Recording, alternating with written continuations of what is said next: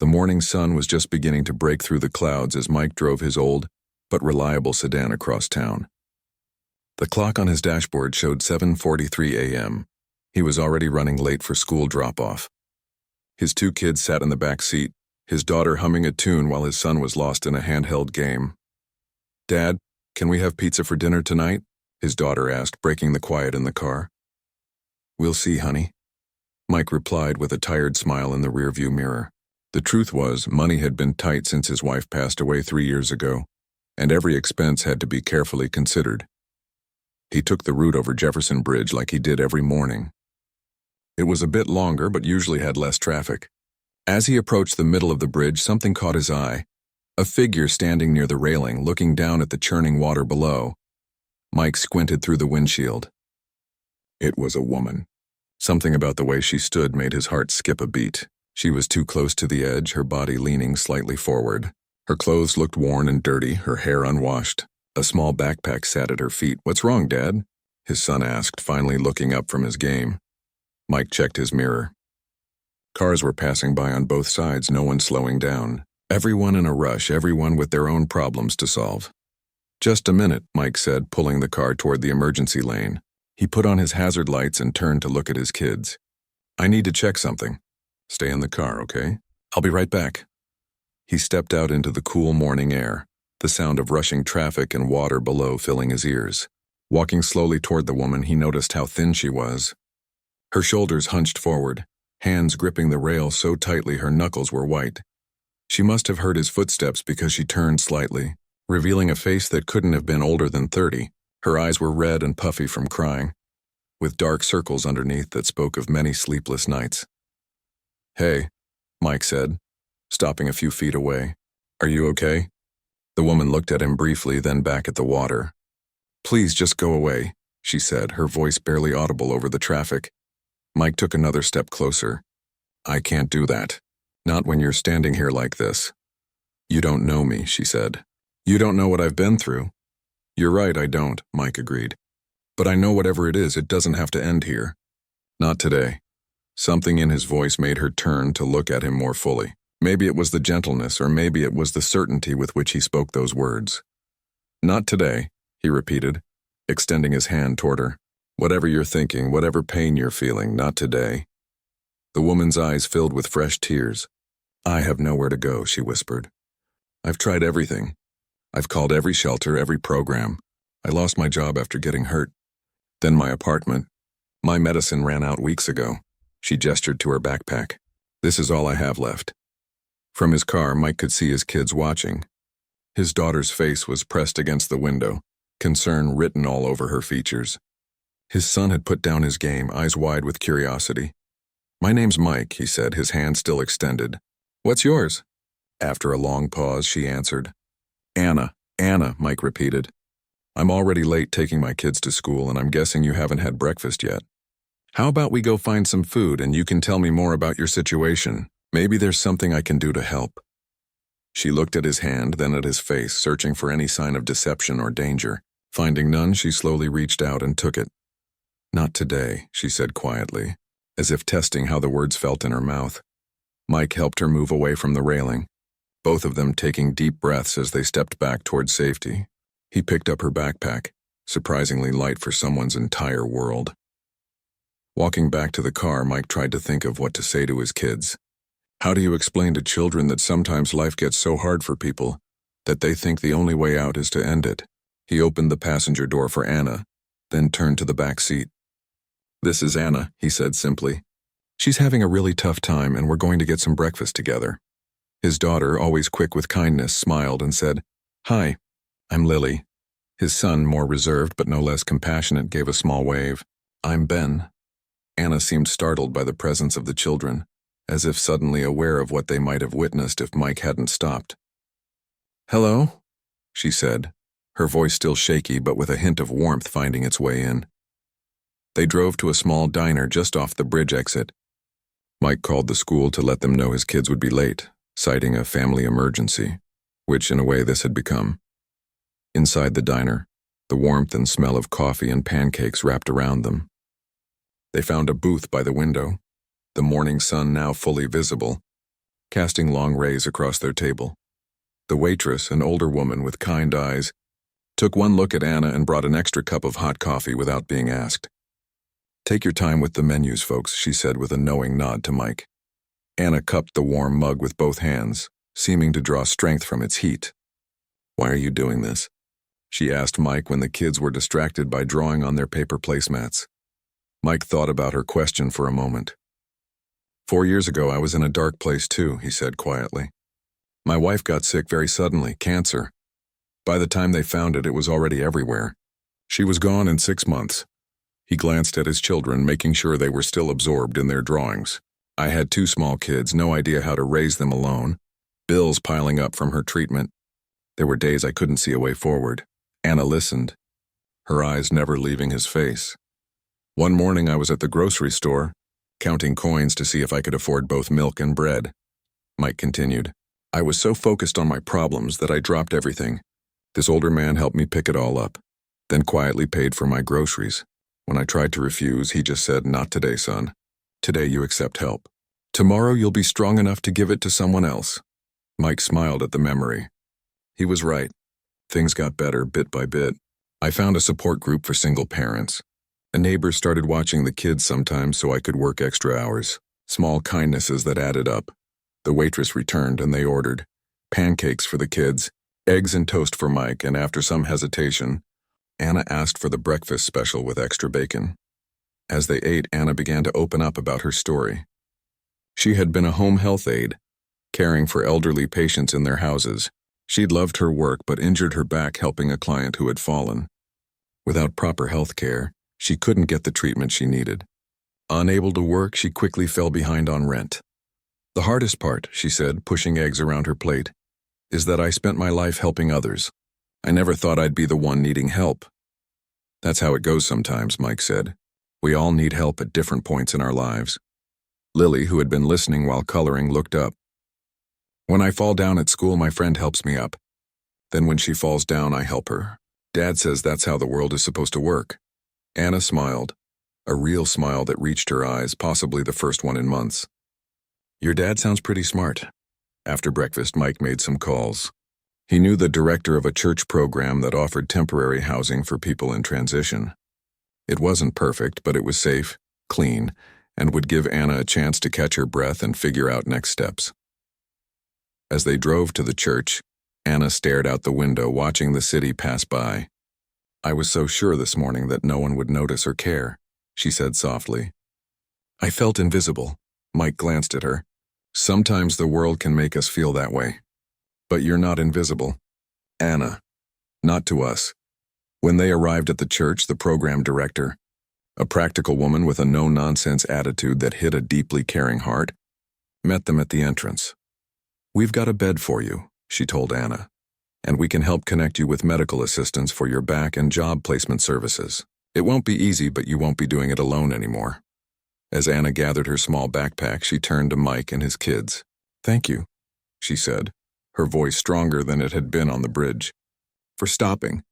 For saying not today, Mike smiled. Sometimes that's all we need to hear. That today isn't the day our story ends. It's just a hard chapter.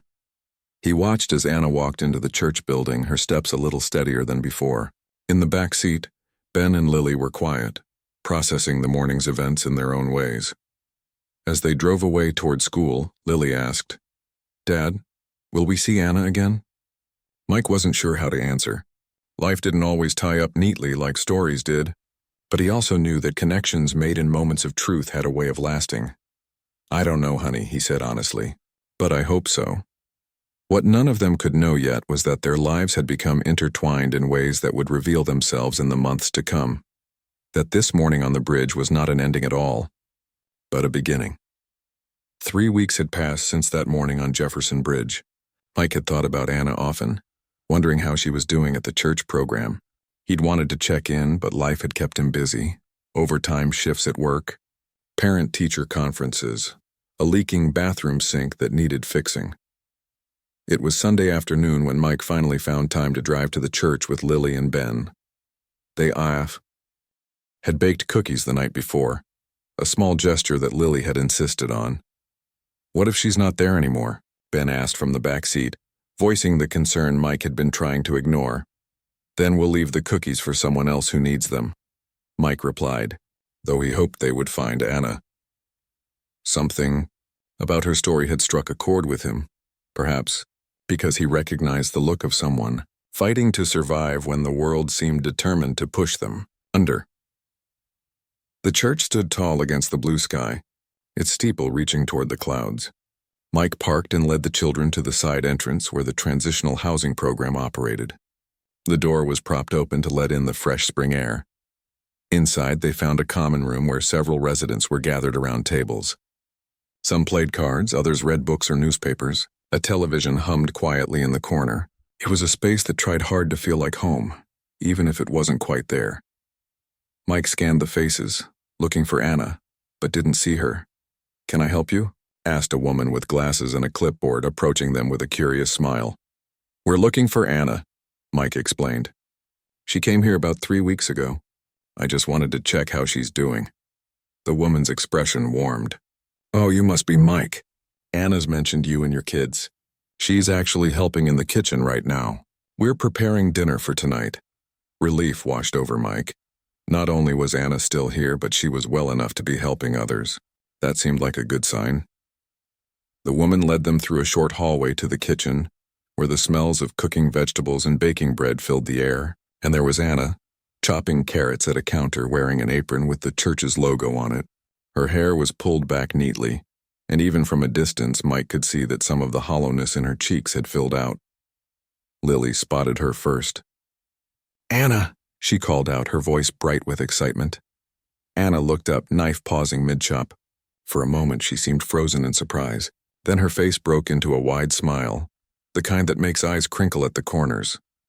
"Look who's here," she said, putting down the knife and wiping her hands on her apron. "I was just thinking about you three yesterday." Lily ran forward, holding out the container of cookies. "We baked these for you. Dad said I put in too many chocolate chips, but I told him there's no such thing." Anna laughed, a real laugh that seemed to come from deep within her.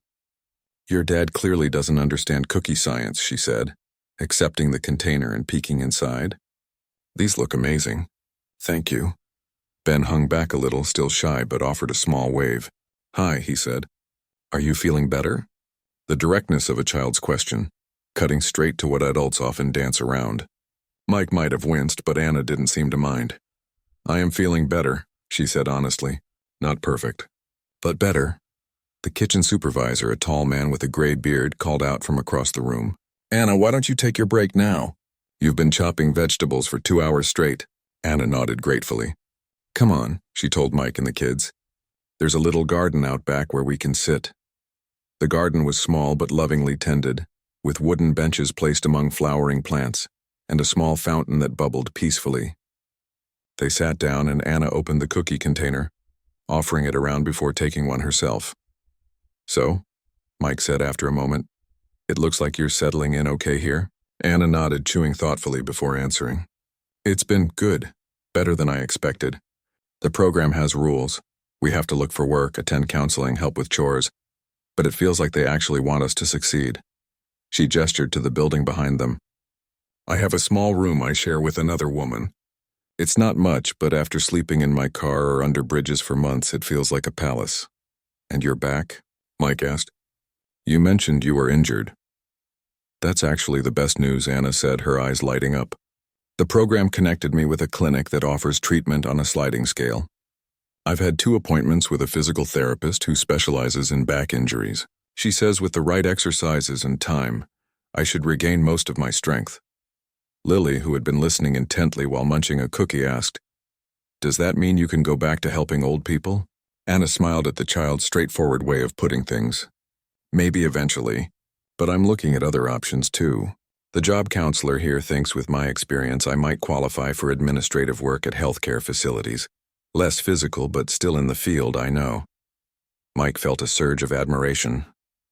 3 weeks ago, this woman had been ready to end her life, seeing no way forward. Now she was talking about career paths and physical therapy with hope in her voice. "That's really great," he said sincerely. "Sounds like you've made a lot of progress in a short time." Anna's expression grew serious. "I have, but I wouldn't be here at all if you hadn't stopped that morning." She glanced at the children, then back to Mike. "I've thought about what you said every day. Not today." Such simple words, but they've become kind of a mantra for me. She reached into her pocket and pulled out a small, smooth stone with the words, "Not today," painted on it in blue letters. "The art therapist helped me make this. I carry it everywhere to remind me that no matter how bad things get, I can always choose not today." Ben, who had been quiet until now, suddenly spoke up. "My teacher says everybody has hard days, but you just have to remember that tomorrow might be better." Anna looked at him with surprise and respect. "Your teacher is very wise, Ben." They sat in comfortable silence for a moment, listening to the fountain and watching a butterfly flit from flower to flower. "So," Anna said finally, "how have you three been? How's school going?" Her question opened the floodgates for Lily, who launched into stories about her class pet hamster and the science project she was working on. Ben, warming up gradually, shared about his baseball team's recent game. Mike mostly listened, enjoying the easy way Anna interacted with his children. She asked thoughtful questions, laughed at their jokes, and seemed genuinely interested in their lives. It was a skill that probably came from her work as a health aide, the ability to connect with people quickly and authentically. As the conversation flowed, Mike found himself watching Anna's face. The despair he'd seen that day on the bridge was gone, replaced by something that wasn't quite happiness yet, but definitely hope. There was color in her cheeks now, and her eyes were clear and bright. "What about you, Mike?" Anna asked suddenly, turning her attention to him. "How's work going?" The question caught him off guard. People rarely asked about his life beyond his role as a father. "It's the same," he said with a small shrug. "Busy. The company's talking about layoffs again, which has everyone on edge. But I've been there long enough that I should be okay." "What do you do?" Anna asked. "I work in shipping and receiving for a medical supply company," Mike explained. "Not exactly exciting, but it pays the bills and has decent benefits." "Is it what you wanted to do?" Anna asked, her head tilted slightly. "When you were younger, I mean." The question made Mike pause. When was the last time anyone had asked him about his dreams? "No," he admitted with a small laugh. "I wanted to be an architect, actually. I used to draw buildings all the time as a kid. Even started college for it, but then life happened. Got married young, had been, needed a steady paycheck." He trailed off, suddenly aware that he might sound like he was complaining. "It's fine, though. My kids are healthy, we have a roof over our heads. That's what matters." Anna nodded, understanding in her eyes. Life rarely goes according to plan, does it? For any of us. Before Mike could respond, the kitchen supervisor appeared at the garden entrance. "Anna, sorry to interrupt, but we could use your help with the potatoes if you're done with your break." "Of course," Anna said, standing up and brushing cookie crumbs from her apron. "I should get back to work." Mike and the kids stood too. "We should let you go," Mike said. "But it was really good to see you doing well." "I'm glad you came," Anna said sincerely. She hesitated, then added, "Would it be okay if I called you sometime? The program lets us use the office phone for important calls." "Of course," Mike said, surprised but pleased by the request. He took out his phone and they exchanged numbers. As they said their goodbyes, Lily gave Anna a tight hug. "Can we visit again?" she asked. "I'd like that," Anna replied, hugging her back. Even Ben stepped forward for a quick hug, which made Anna's smile widen. As they turned to leave, she called after them, "Thank you again for the cookies. And for everything." The drive home was filled with chatter from the back seat. Lily and Ben both excited about seeing Anna, and already planning what they would do on their next visit. "Dad, can we take Anna to the park next time?" Lily asked. "Maybe," Mike said, keeping his eyes on the road. "We'll have to see how things go. Anna's working hard to get back on her feet, and that has to be her priority right now." "She seems happier," Ben observed. "Not sad like on the bridge." "She does," Mike agreed. "She's made amazing progress." That night, after putting the kids to bed, Mike sat on his back porch with a cup of tea, thinking about the day. The visit had left him with mixed emotions: happiness at seeing Anna doing better, pride in his children's compassion, and something else he couldn't quite name. Seeing Anna's transformation in just 3 weeks made him think about his own life. He'd been going through the motions for so long: work, take care of the kids, pay the bills, repeat. When was the last time he'd done anything just because it brought him joy? When was the last time he'd thought about his own dreams? His phone buzzed with a text message. It was from the church program office sent by Anna. "Thank you for visiting today. You and your children reminded me that there's still kindness in the world. That's something I'd forgotten for a while. See you soon." Anna, Mike smiled at the message, typing back a quick reply. "We're glad to see you doing better. Lily's already planning our next visit. Take care of yourself." Mike. He set the phone down and looked up at the stars. For the first time in a long while, he felt something shift inside him, a sense that perhaps his story wasn't set in stone either. Maybe there were still new chapters waiting to be written. As he headed back inside, he paused by his desk where his old drafting supplies were stored in a box he hadn't opened in years. On impulse, he pulled out a sketch pad and pencil before going to bed. Tomorrow, he thought. Maybe tomorrow he'd start drawing again. But for tonight, he was content knowing that Anna was safe. His children were learning about compassion firsthand. And somewhere along the way, those simple words, "Not today, hon," had taken on new meaning for all of them. The news hit Mike like a punch to the gut, even though he'd seen it coming. The layoffs his company had been hinting at for months finally happened, and despite his seniority, his position had been eliminated. 10 years of service ended with a cardboard box of desk items and a severance package that would cover expenses for 3 months if he was extremely careful. He sat in his car in the company parking lot, hands gripping the steering wheel, trying to process what had just happened. His mind raced with calculations: mortgage payments, utility bills, groceries, his son's asthma medication. The severance would help, and he had some savings, but not enough to keep them afloat for long. Not today, he whispered to himself, remembering the words that had become something of a family motto since that morning on the bridge 2 months ago. Today I just breathe. Tomorrow I figure out the next step. When he finally started the car and drove home, he was surprised to see Anna sitting on his front porch steps, chatting with his elderly neighbor who watched the kids after school. In the 6 weeks since their visit to the church, Anna had become a regular presence in their lives, stopping by on her day off or joining them for Sunday dinners. As Mike pulled into the driveway, Anna stood up, waving. Even from a distance, he could tell something was different about her.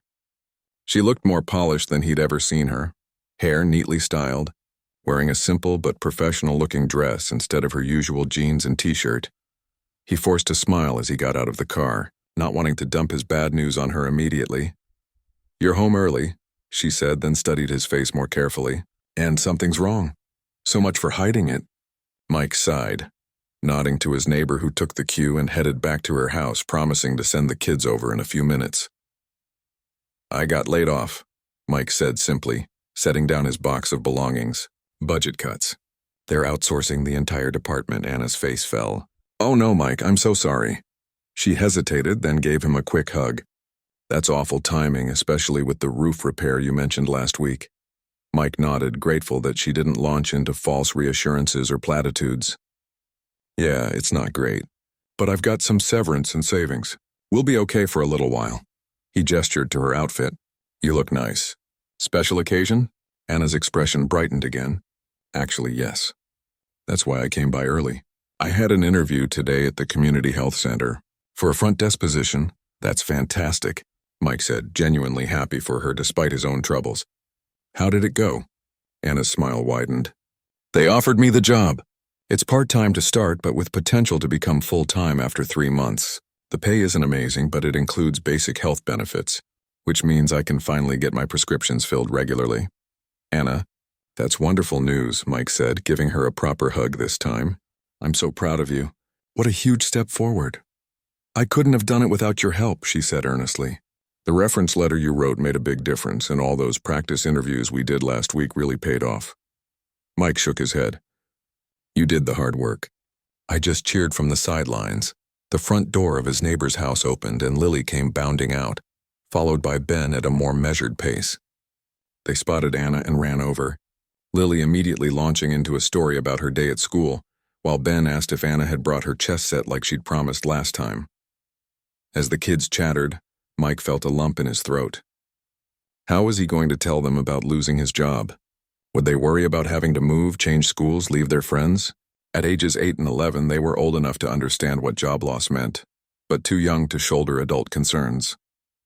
Anna seemed to read his mind. "Hey guys, she said to the children. Your dad just got home and probably needs a few minutes to change and relax. Why don't we go inside and start making dinner? I think it's my turn to choose the menu, and I'm thinking breakfast for dinner, waffles and scrambled eggs. The kids cheered at this suggestion. Breakfast for dinner was a rare treat, and raced toward the house, momentarily forgetting about Mike's unusual early return. Anna hung back. Take some time, she said quietly. The news will keep until after dinner. Mike nodded gratefully. Thanks. I just need a few minutes to get my head straight before I talk to them. Of course, she said. And Mike? It's going to be okay. Maybe not today, but soon. With that, she followed the kids into the house, leaving Mike alone in the driveway. He took a deep breath, looking up at the home he had worked so hard to keep after his wife died. The paint was peeling in spots, the roof needed work, and the lawn could use some attention, but it was theirs. It held their memories, their history. Not today, he repeated to himself. Today wasn't the day he would lose hope or give up. It was just another hard chapter. Inside, he found the kitchen already alive with activity. Anna had put Lily in charge of cracking eggs into a bowl while Ben set the table. The waffle iron was heating up and the radio played softly in the background. Dad, Lily called when she saw him. Anna got a job at a doctor's office, and we're making celebration waffles. Mike smiled, hanging his jacket on the back of a chair. I heard? That's big news, isn't it? Does that mean you won't be at the church place anymore? Ben asked Anna, his brow furrowed with concern. I'll be moving out soon, Anna confirmed, measuring flour into a mixing bowl. The program helps people find apartments they can afford once they have steady income. But I won't be far away, I promise. This seemed to reassure Ben, who went back to carefully placing forks beside each plate. Mike watched them all, his children and this woman who had somehow become an important part of their lives in such a short time.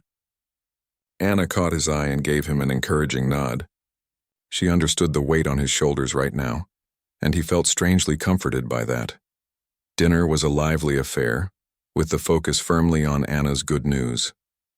She told them about the health center, how she would be helping patients check in for appointments, working with insurance forms, and generally keeping things running smoothly at the front desk. The best part, she explained, pouring syrup on her waffle, is that I'll still be helping people, just in a different way than before. When do you start? Mike asked, impressed by how quickly things were moving for her. Monday, she said, eyes bright with excitement. They need someone right away since the previous receptionist left suddenly.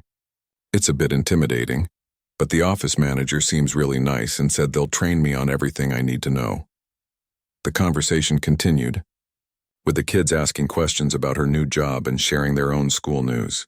It wasn't until the plates were cleared and the kids were in the living room playing a board game that Mike finally sat down with a cup of coffee, preparing to tell them about his job. Anna squeezed his arm supportively as he called the children to the kitchen table. I have some news too, he said, keeping his voice steady. It's not as happy as Anna's news, but it's important for you both to know.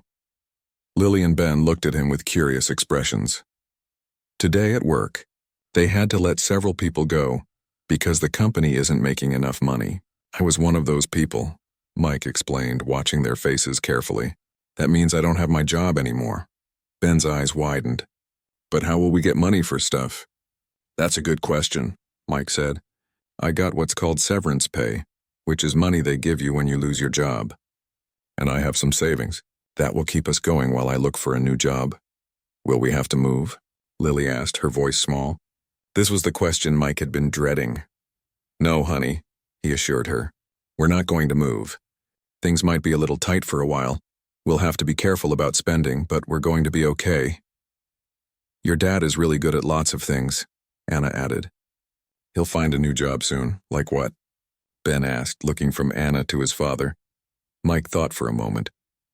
Well, I know a lot about inventory systems and shipping. I could find work in another warehouse, user distribution center, or I could look for something completely different. You could draw buildings again, Lily suggested innocently. Like you told Anna you used to do. Mike was surprised that she had remembered that conversation from their visit to the church. That's called being an architect, he explained gently, and that would require going back to school, which isn't really practical right now. Why not? Anna asked unexpectedly. When Mike looked at her with surprise, she continued, I mean, not full-time university, obviously, but there are online courses, community college programs. Maybe this is an opportunity to move in a direction you actually want to go. Mike shook his head slightly. Right now, the priority is finding steady income again as quickly as possible. Anna nodded, understanding the immediate concern. Of course, but maybe keep the longer-term goal in mind, too. The kids, sensing that the serious conversation was shifting to adult planning, asked to be excused. Once they were back to their game, Anna lowered her voice. I know the timing is terrible, she said. But sometimes when everything falls apart, it makes space for something new to be built. Mike gave a rueful laugh. Spoken like someone who's been through it. Exactly, Anna said. 2 months ago, I was standing on that bridge thinking my life was over. Now I have a job, I'll soon have my own place again, and I met you and the kids. I'm not saying it's easy. It's the hardest thing I've ever done, starting over. But it is possible. Mike considered her words, turning his coffee mug in his hands. The difference is, I have 2 kids depending on me. I can't afford to take chances. I understand that, Anna said softly. But there might be a middle path. Look for warehouse work to pay the bills, but also explore what it would take to move toward architectural drafting or design over time.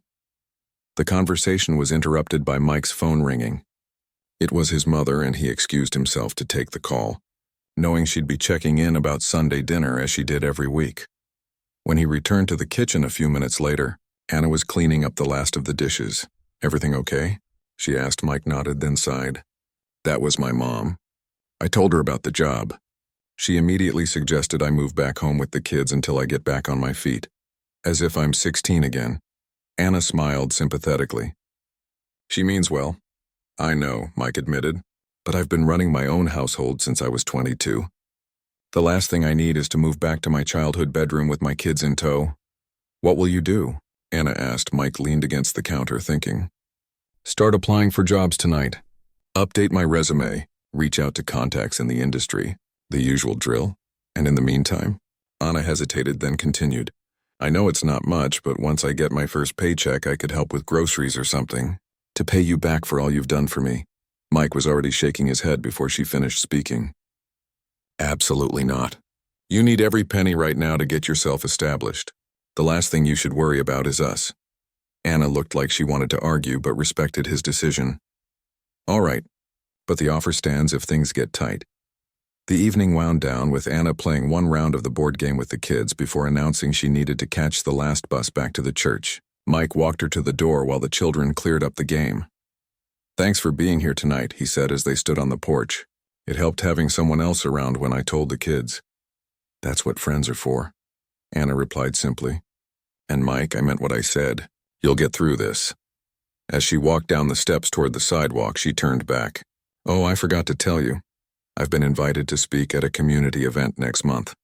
The church program director asked if I would share my story to help raise awareness about homelessness and mental health resources. That's amazing, Mike said, genuinely impressed. Will you do it? Anna nodded. I think so. It's scary to be that vulnerable in public, but if it helps even one person, she shrugged. I feel like I should. You'll be great, Mike assured her, and we'll be there to cheer you on. After she left, Mike put the kids to bed and then sat at the kitchen table with his laptop, updating his resume and searching job boards. The work was tedious but necessary, and he kept at it until well past midnight. Before heading to bed, he checked his email one last time and found a message from Anna, sent from the church program's computer. Remember what you told me on the bridge. Not today. Whatever worries or fears come up about the job situation, remember that today isn't the day to be defeated by them. Today is just for taking the next small step. You've got this. Mike closed the laptop, feeling a strange sense of the tables having turned. 2 months ago, he had been the one offering hope and direction to someone in crisis. Now, in his own moment of uncertainty, Anna was returning that gift. As he turned off the lights and headed to bed, he noticed his old drafting table in the corner of the living room.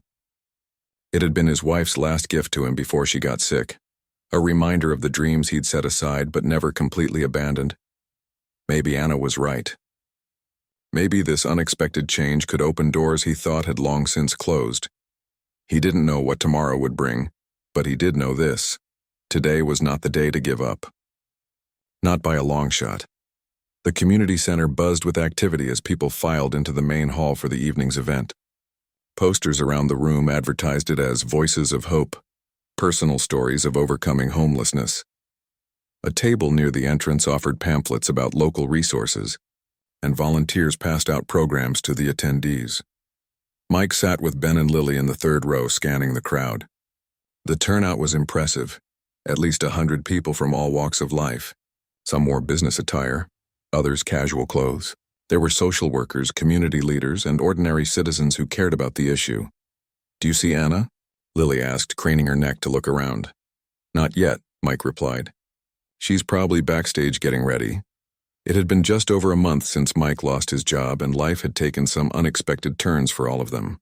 He'd found temporary work through a staffing agency. Nothing permanent, but enough to keep the bills paid while he continued his search for something better. The flexible schedule had actually been a blessing, allowing him to pick up the kids from school himself rather than relying on neighbors. More surprising was the online architectural drafting course he'd enrolled in at the local community college. It was just one class to start, manageable alongside his job search and parenting responsibilities. The course had awakened something in him that had been dormant for years, a creative energy and sense of purpose that went beyond simply earning a paycheck. And then there was Anna, whose transformation continued to amaze him. She had moved out of the church program into a small studio apartment 2 weeks ago. Her part-time position at the health center was going well, with the office manager already hinting about full-time hours in the near future. She still joined them for Sunday dinners, but now she brought dishes she'd cooked in her own kitchen, proud to contribute. "There she is." Ben pointed toward the side of the stage where Anna stood talking with the program director. She wore a simple blue dress and looked both nervous and determined. Mike waved, catching her attention. When she spotted them, her face lit up with a smile. She waved back, then gave a nervous thumbs up that made Lily giggle. "Dad, is Anna scared?" Lily asked. "Probably a little," Mike acknowledged.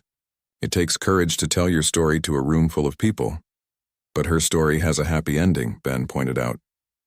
Mike nodded. "It does, but even happy endings often come after difficult chapters." The lights dimmed, and a woman stepped up to the podium to welcome everyone and explain the purpose of the evening. 3 former homeless individuals would share their experiences, followed by a brief presentation about the resources available in the community. Anna was introduced as the second speaker. When her time came, she walked to the center of the stage, took a deep breath, and began.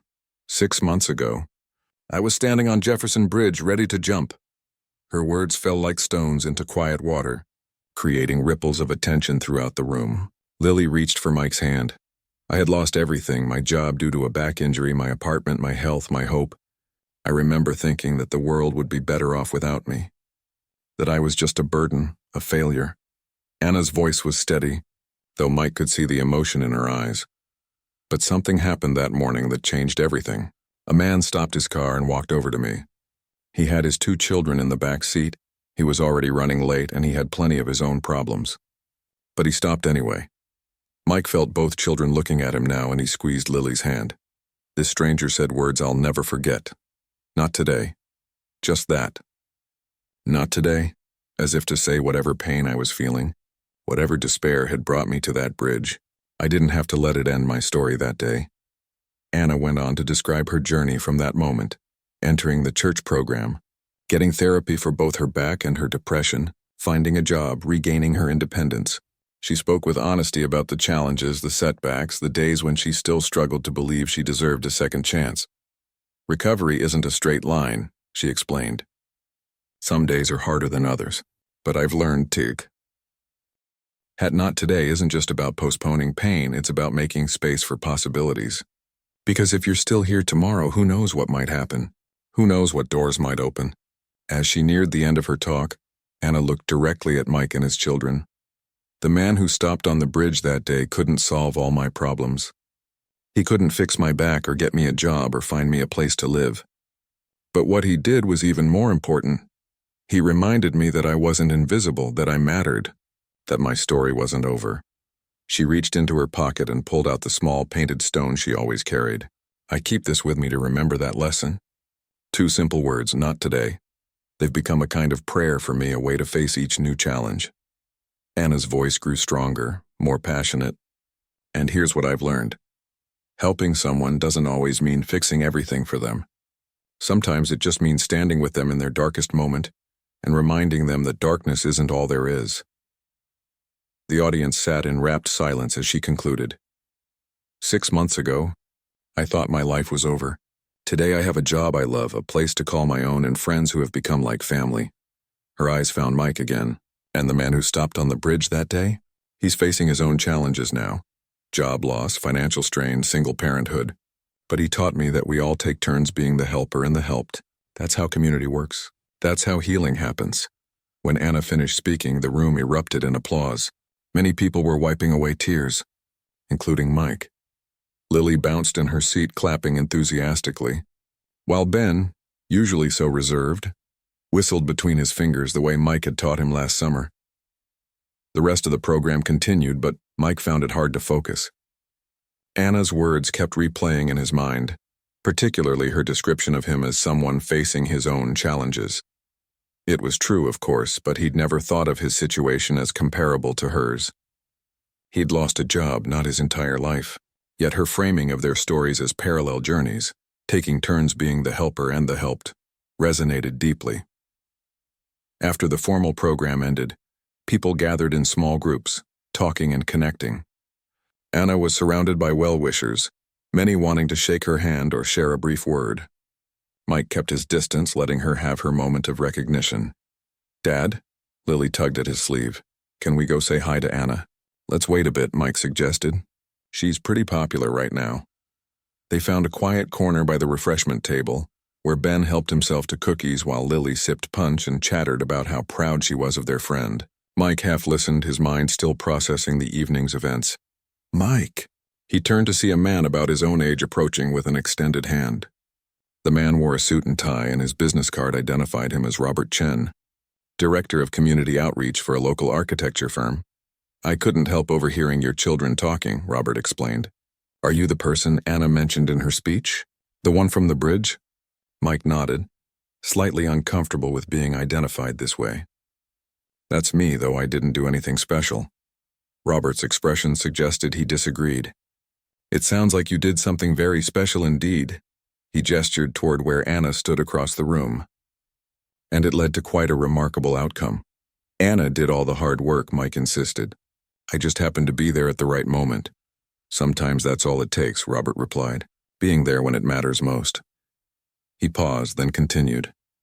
"Your daughter mentioned you're studying architectural drafting." Mike looked at Lily, who gave him an innocent smile. "It's just one course," he explained. "I started in that field years ago before life took me in a different direction." "Interesting," Robert said. "Our firm actually has an apprenticeship program for people transitioning into the field. It's part-time to start, with mentoring from our senior staff. The pay isn't spectacular, but it includes tuition assistance for continued education." Mike stared at him, not quite believing what he was hearing. "Are you offering me a job?"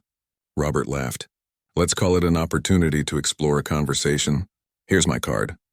Call me Monday if you're interested in learning more." As Robert moved away to talk with others, Lily bounced excitedly. "Dad, did you get a job?" "An architecture job?" "Not exactly," Mike said, still stunned. "But maybe a chance at one." Eventually, the crowd around Anna thinned, and she made her way over to them. Her face was flushed with emotion and relief. "You were amazing," Lily exclaimed, throwing her arms around Anna's waist. "Really good," Ben agreed more quietly but with equal sincerity. Anna hugged them both, then looked at Mike. "What did you think? Was it okay?" "It was incredible," Mike said honestly.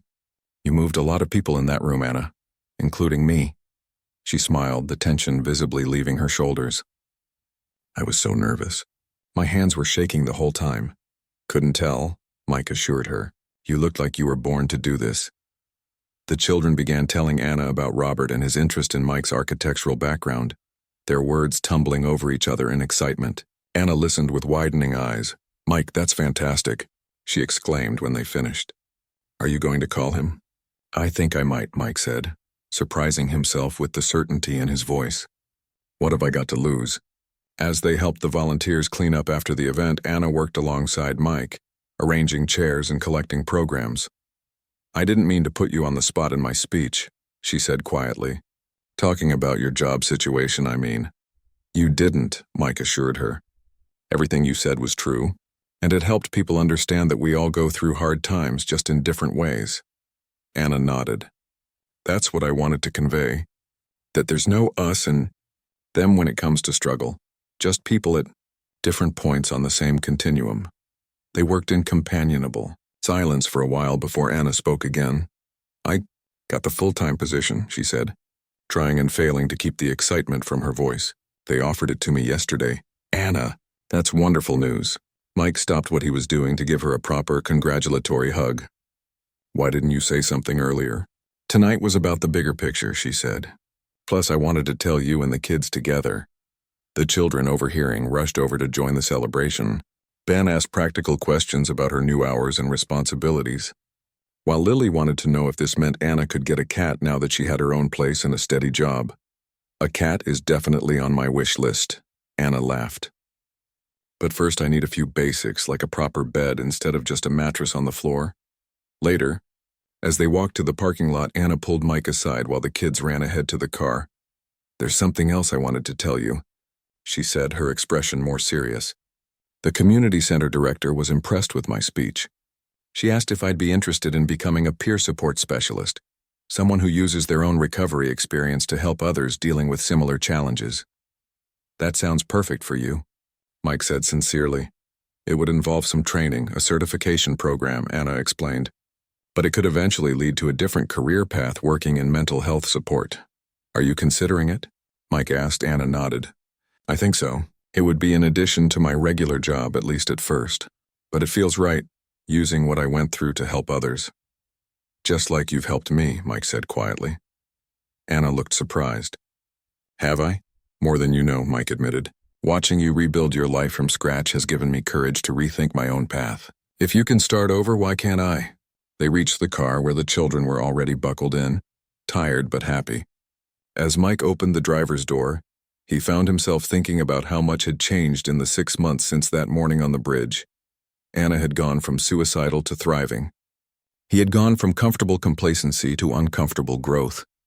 The children had witnessed firsthand the power of compassion and the reality of resilience. None of their lives would ever be the same, and that was a good thing. As they drove through the quiet streets toward Anna's apartment, Lily's voice came from the back seat, heavy with sleepiness. Dad?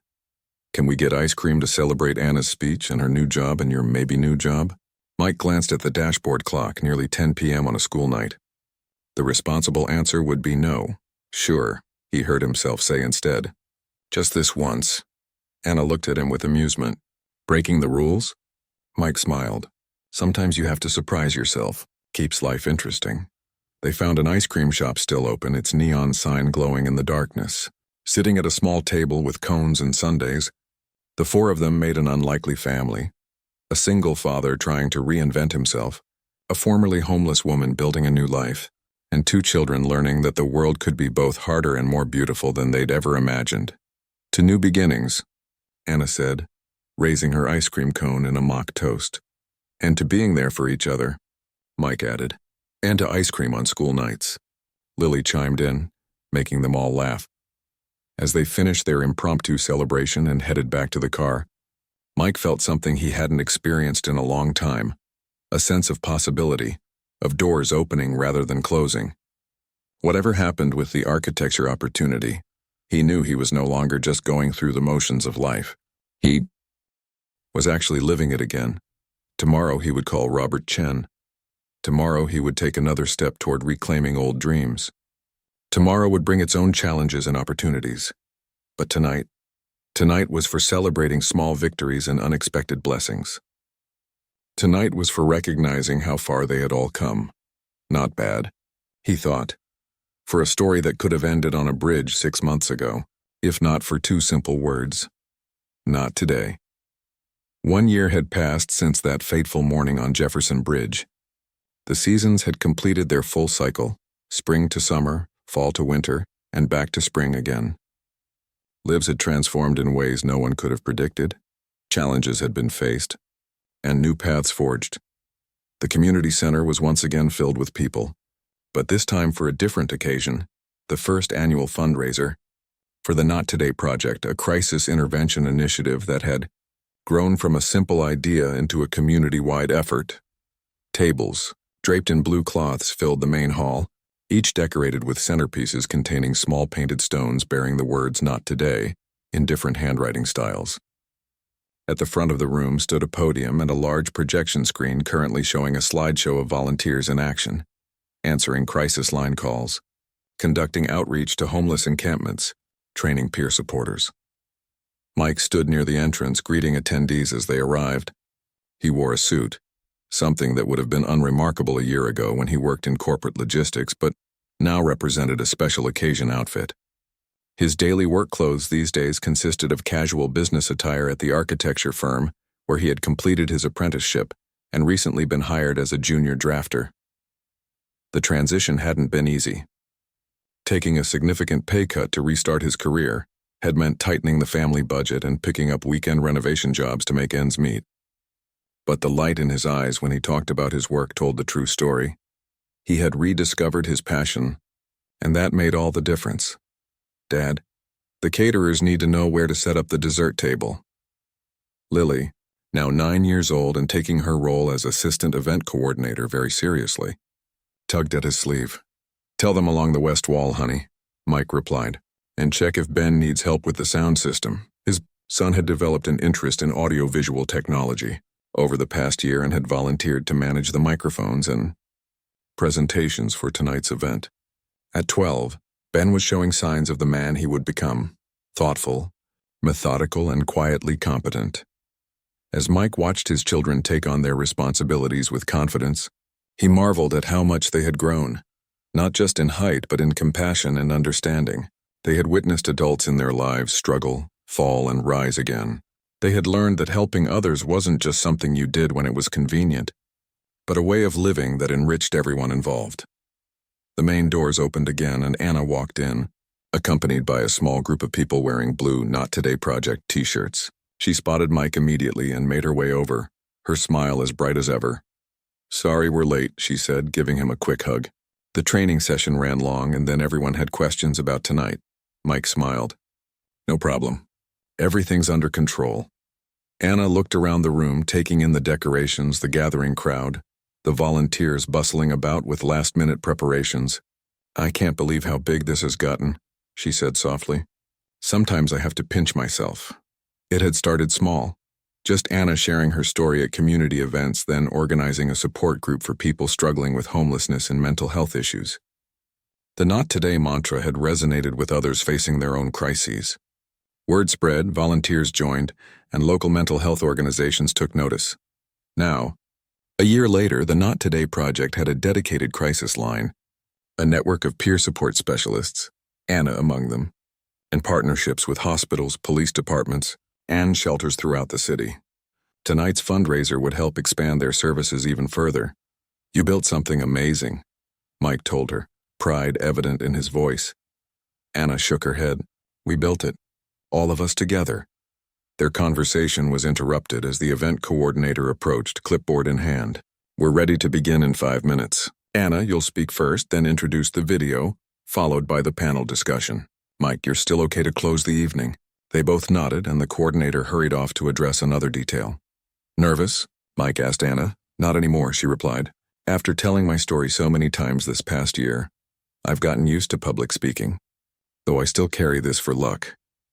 She pulled the original painted stone from her pocket, slightly worn now from constant handling, but the words "Not Today" still clearly visible. "I can't believe it's been a year," Mike said, echoing her earlier sentiment. "The fastest and slowest year of my life," Anna agreed. "So much has changed." Indeed, Anna's transformation had continued beyond what anyone might have expected. Her part-time job at the health center had become full-time with benefits. She had completed her peer support specialist certification and now worked weekends and some evenings with the Not Today Project. Her small studio apartment was cozy and personal, decorated with second-hand furniture and plants that thrived under her care. And most importantly, the shadows that had once clouded her eyes had been replaced by a steady light. Not the frantic brightness of someone trying to prove they were okay, but the quiet glow of genuine well-being. Places everyone, called the coordinator, and they moved toward their designated seats at the front of the room. As Anna took the podium to begin the event, Mike sat beside his children in the front row. Ben had set up the audio perfectly, and Anna's voice came through clear and strong as she welcomed everyone and explained the purpose of the evening. "Many of you already know my story," she began. "A year ago, I stood on Jefferson Bridge believing my life was over. A stranger stopped and spoke 2 words that changed everything. 'Not today.'" She glanced at Mike with a smile before continuing. "What you may not know is what happened after. That stranger, Mike, and his children welcomed me into their lives. They showed me what community really means. And as I rebuilt my life, something unexpected happened. Our stories became intertwined in ways none of us could have predicted." Anna went on to describe how the Not Today project had grown from those humble beginnings. How many lives had been touched. How many people had found hope in their darkest moments thanks to someone being there to say, "Not today." After her speech, she introduced a short video featuring testimonials from people who had been helped by the project. One woman described calling the crisis line after losing her home to a fire. A teenager talked about how a peer support specialist had helped him navigate the mental health system. An elderly man explained how volunteers had connected him with housing resources when he could no longer afford his rising rent. Following the video came a panel discussion with mental health professionals, community leaders, and people with lived experience of homelessness or mental health crises. The conversation was honest, sometimes painful, but ultimately hopeful. As the evening progressed toward its conclusion, Mike prepared himself to speak. He wasn't a natural public speaker like Anna had become, but he had something important to say, and tonight was the night to say it. When his turn came, he approached the podium with measured steps, taking a moment to look out at the gathered faces. Some familiar, some new, all united by a common purpose.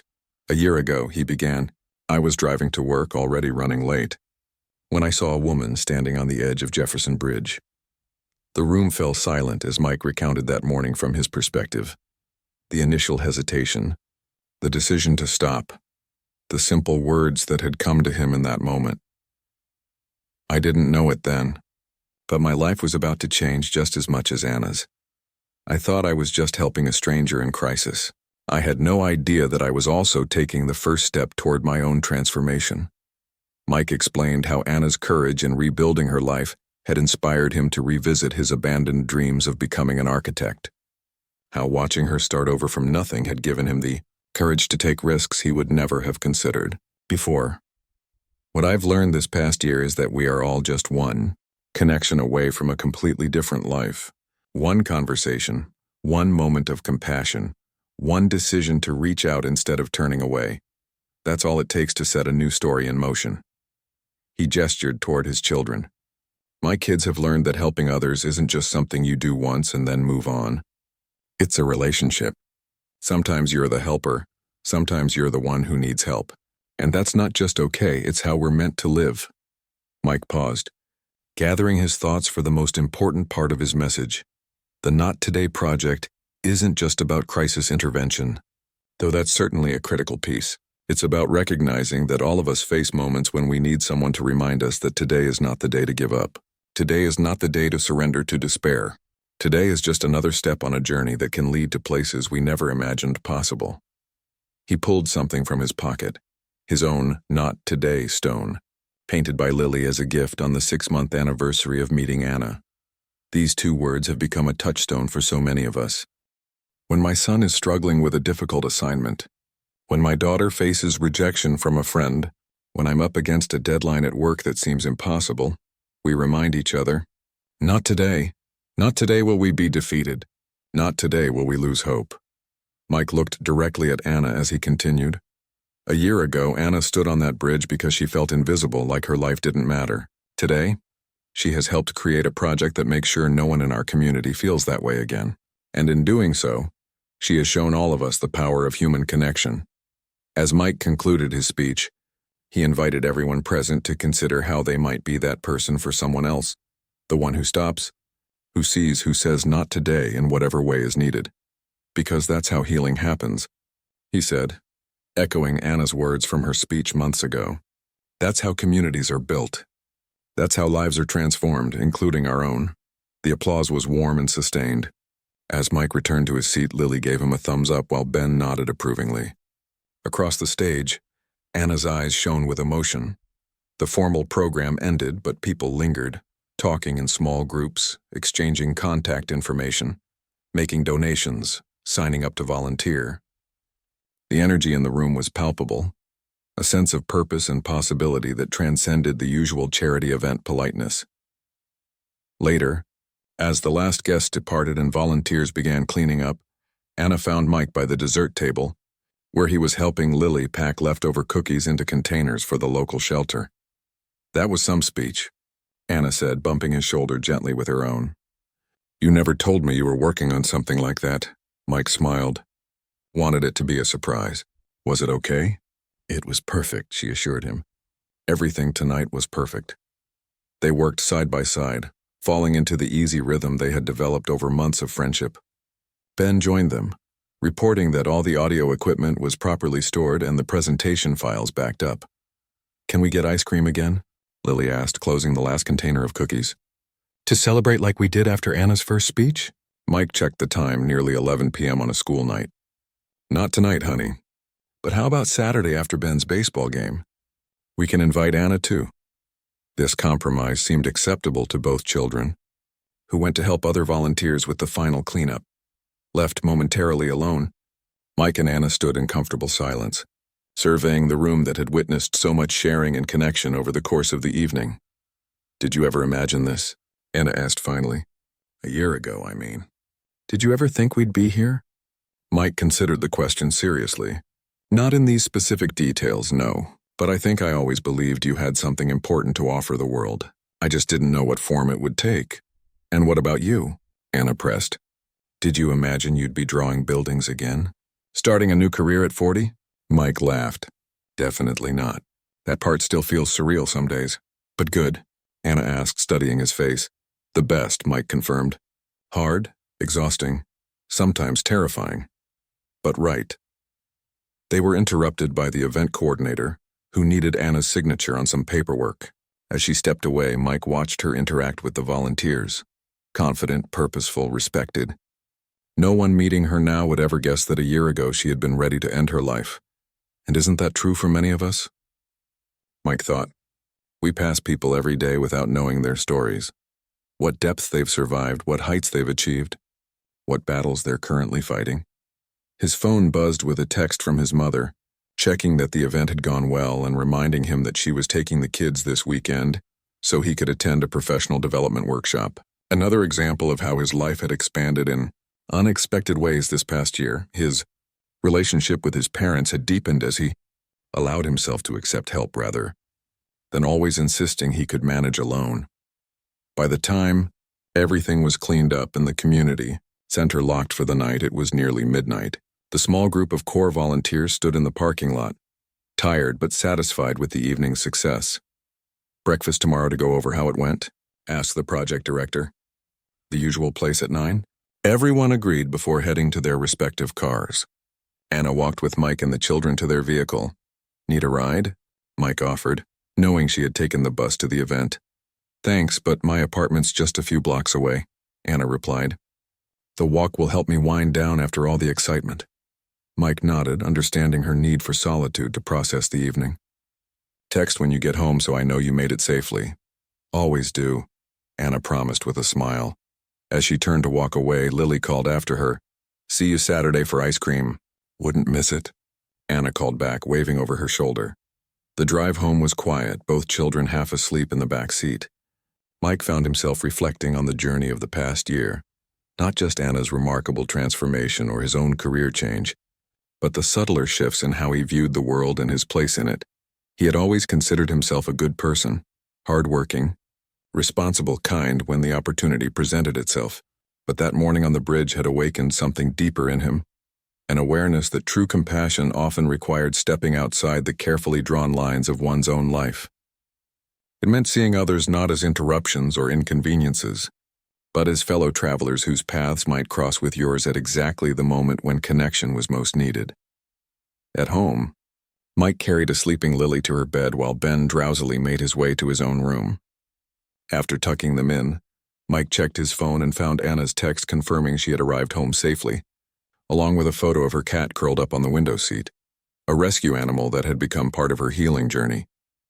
"Good night," Mike texted back. "Proud of you." 3 simple words, but they contained multitudes. Pride in what she had overcome, in what she had built, in who she had become. Pride also in their shared work, in the community they had helped create, in the ripples of change spreading outward from that single moment on the bridge. As Mike prepared for bed, he caught sight of his drafting table by the window, a project half finished upon it. Preliminary designs for a small homeless shelter with transitional apartments above, a pro bono effort he was contributing to through his firm. The work combined his rediscovered passion for architecture with his new understanding of homelessness and recovery. Tomorrow would bring its own challenges, a difficult meeting at work, Ben's science project deadline, the ever-present juggling act of single parenthood and career. There would be moments of frustration, exhaustion, doubt. But as Mike turned out the lights, he carried with him the certainty that had become his anchor over the past year. Today was not the day to be overwhelmed by life's difficulties. Today was just another step on a journey that had already brought him to places he never expected to go, and connected him with people he never expected to meet. Outside his window, the city lights twinkled against the night sky. Somewhere out there, people were facing their own bridges, their own moments of decision. Some would find their way through alone. Others would be fortunate enough to encounter someone who stopped, who saw them, who offered those 2 simple words that could change everything. Not today. And in that web of human connection, of seeing and being seen, of helping and being helped, lay the true meaning of community. Not a perfect system where no one ever struggled, but a messy, beautiful network of people who refused to let each other face the darkness alone. As sleep claimed him, Mike's last conscious thought was a kind of prayer for all those standing on their own bridges tonight, not today. Hold on until tomorrow. You never know what, or who, is waiting just around the corner. Just as no one on Jefferson Bridge that morning a year ago could have predicted how a simple act of stopping, of reaching out, would ultimately touch so many lives, including his own.